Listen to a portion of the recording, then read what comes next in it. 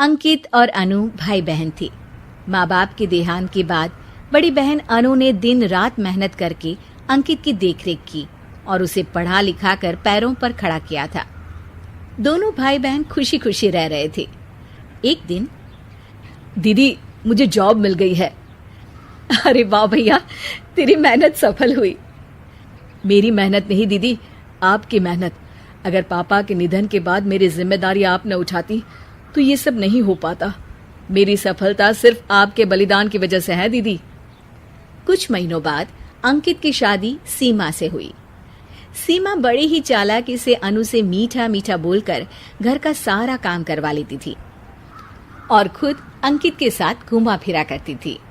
वैसे तो वो सिर्फ खाना बनाने का काम ही घर में करती थी, लेकिन अब उसे उससे भी छुटकारा चाहिए था। इसीलिए एक दिन, दीदी मेरे हाथ का खाना अंकित को पसंद नहीं आता, क्या आप खाना बना दोगी प्लीज? अरे हाँ, ये भी कोई कहने की बात है, जरूर। सीमा इस बात से मन ही मन बड़ा खुश होती है और अगले दिन के झाड़ू पोछे के काम से छुटकारा पाने के लिए एक और तरकीब लड़ाती है। हॉल में जोर जोर से कराहने लगती है। उसके कराहने की आवाज सुनकर अनु हॉल में भागती हुई आती है। क्या हुआ सीमा? दीदी लगता है मेरी कमर अकड़ गई है। वो क्या है ना, मुझे झाड़ू पोछा करने की आदत नहीं है ना।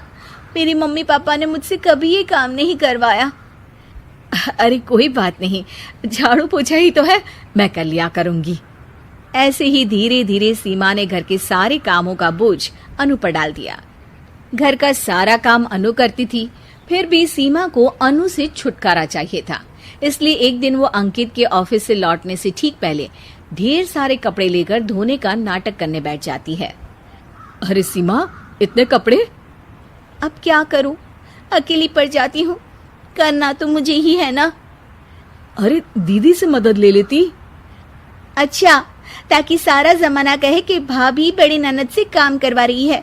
और वैसे भी दीदी ने तो साफ कह रखा है मुझे कि तुम आज जो भी हो सिर्फ उनकी वजह से हो, इसीलिए अगर उनके बनाए इस घर में रहना है तो काम करना ही पड़ेगा। ये सब सुनकर अंकित को बहुत गुस्सा आ गया। उसने अनु को बुलाकर कहा, दीदी ये घर पापा ने बनाया था और इसमें मेरा भी हिस्सा है और मुझे वो चाहिए। ये सुनकर अनु को बुरा तो लगता है, मगर वो दूसरे ही दिन घर का बंटवारा करने के लिए वकील के पास चली जाती है।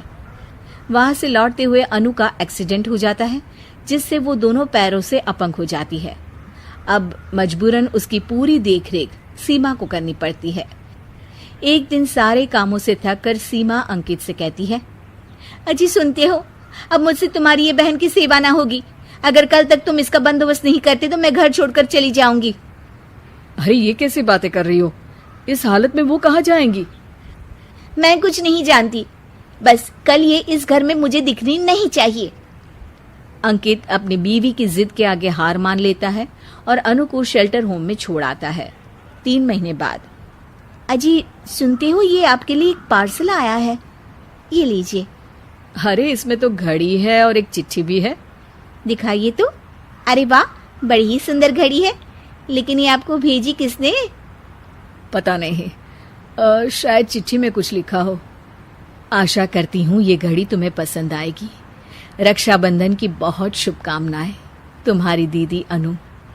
चिट्ठी पढ़कर अंकित की आंखें भर आती है। मैं दीदी को लेने जा रहा हूँ सीमा। अरे घड़ी भेज तो दी उन्होंने, अब क्यों जाना उनके पास?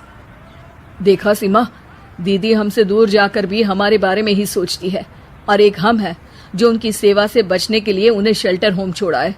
तुम्हारी बातों में आकर मुझसे ये क्या पाप हो गया? मैं जा रहा हूँ दीदी को लेने, और जब मैं वापस आऊं तो तुम मुझे हमारे घर में मत दिखना। इतना कहकर अंकित अनु को लेने निकल जाता है। वहां पहुंचकर, दीदी मुझे माफ कर दो, मैं तुम्हें लेने आया हूँ।